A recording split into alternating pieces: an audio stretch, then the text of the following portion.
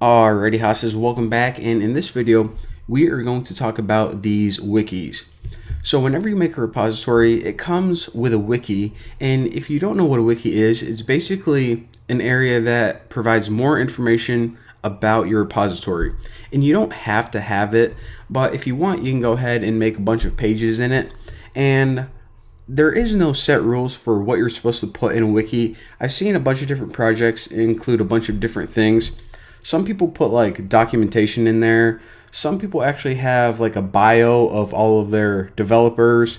Some people just have, instructions on how to use whatever project they're, developing. So I'll show you guys mine right here. So on mine, the home page is basically just a cool little banner. And then I'm going to write right here like a brief overview of what this is. And then I have, some pictures of all of the main developers.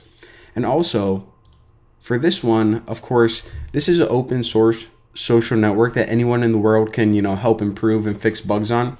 So I'm going to go ahead and make a detailed guide on how to set it up for each operating system: Windows, Linux, and Mac OS X, whatever you want to call it. So I already started doing that. So you can see that I broke it up into, installing it, editing your host files, setting up the database, yada, yada, yada. So if you just want to put a bunch of pictures of memes in here, you can. So it's really up to you. But first, let's figure out how to do that. So that was the one for the new boss and the actual one I'm working on. And this is just a docs project. So I'm going to click wiki, and this one doesn't have any pages yet. So I'm going to go ahead and create the first page just by clicking that. And the first page that you always create should be the home page. So don't change the title for your first one. And what can I put? I'll say, welcome to the dogs repo wiki. This is the best wiki ever. All right, looking good, mate. And I actually want to make this stand out, so I'll give it a heading too. And of course I can preview it. Wow, that is a good looking wiki. I'll say, more to come soon. Alright, so you probably don't even need a tutorial for this. I'm just going to go ahead and hit save. And look at this. So now whenever someone is like, alright, this project is looking pretty sweet, want some more information about it, gonna go ahead and check out this wiki. Boom, look at this.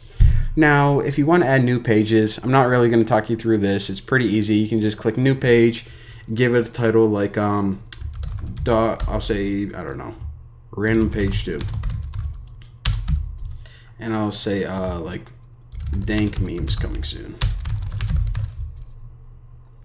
So go ahead and save this, and whenever you have multiple pages, you have a little default navigation on the right hand side which you can cycle or navigate between them. Now, one useful thing that I do want to mention is you can actually add your own custom sidebar. So instead of just making a bunch of pages and grouping them together by default, you can actually break it up into sections like I did right here. So in order to do that, what I did is whenever you add a custom sidebar, you need to keep this title the same. So underscore sidebar, and that just lets GitHub know that, hey, this, whatever I write in here, this content, I want you to plop it right on that sidebar. So I'll show you guys what I have for this.